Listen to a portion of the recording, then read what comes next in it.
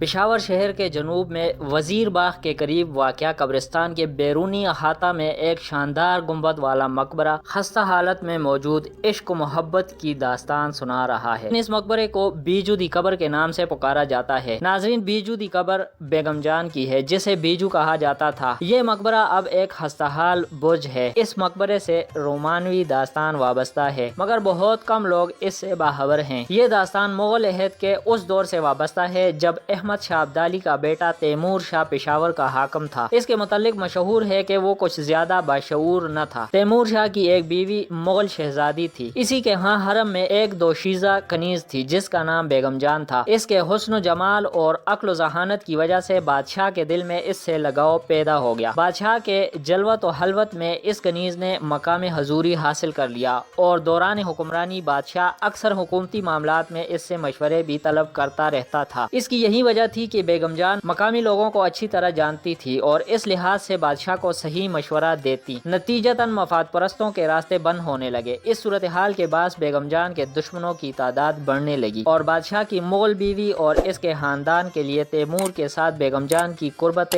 دل میں چبھنے والا کانٹا تھا۔ بیگم جان کے ساتھ بادشاہ کی اتنی بے پناہ محبت تھی کہ بادشاہ اسے پیار سے بیگم جان کی بجائے بیبو کہہ کر پکارتا تھا، مگر بادشاہ کی مغل ملکہ اور اس کے نوکر چاکر حسد کی وجہ سے اسے بیبو کی بجائے بیجو کے نام سے یاد کرتے تھے۔ اسی وجہ سے اس کا نام بیبو کی بجائے بیجو پڑ گیا۔